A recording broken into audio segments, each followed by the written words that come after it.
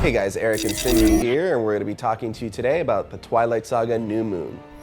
As the second film in the Twilight Saga, New Moon amps up the love triangle between dreamy teenage vampire Edward, dreamy teenage girl Bella, and dreamy teenage werewolf, it's revealed, Jacob. Edward and Bella split up very early on in the film, and she's plunged into a Great Depression, essentially. And Jacob, her BFF, is there to kind of help her through this traumatic time, and they start to get closer just in time for Edward to return to the scene and really heighten up the conflict. So this book series has a really hardcore fan base, but my question is, how's the movie going to connect to the mainstream audience? Well, in terms of the fan base, it's a very faithful adaptation of the book, so I think that the fans will be pleased.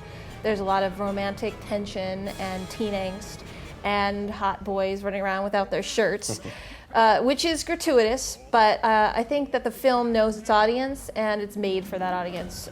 If you're not in that audience, I don't know if there's going to be a lot of appeal here. Okay, well then let's drill down even deeper and say, what about the IGN audience?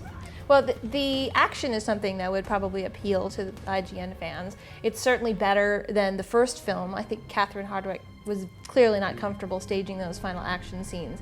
And director Chris Weitz really takes those on and broadens the scope.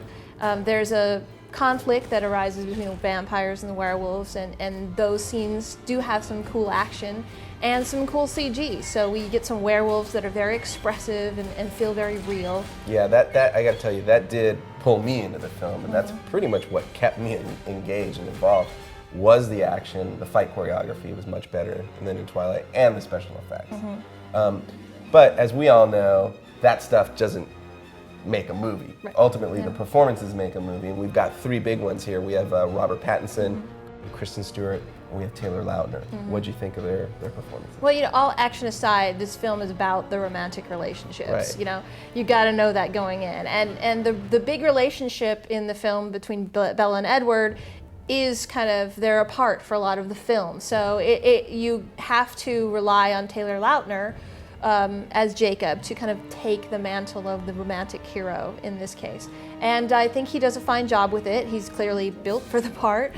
And I think that Kristen Stewart has a bit of a wooden quality to her. She's much better here than she was in Twilight, but she's still kind of not quite relatable. Yeah, I'm going to agree with you on Taylor Lautner.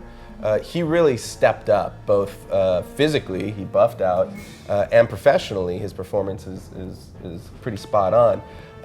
But when I was a teenager, I got to tell you, I don't remember living in such angst that, Robert Pattinson and Kristen Stewart, to me, it just felt like a really over-the-top performance from them. Well, you were not a teenage girl. That's the difference there. Girls can identify with that feeling of just intense emotion and feeling like the weight of the world is on your shoulders. And so that part of it worked for me.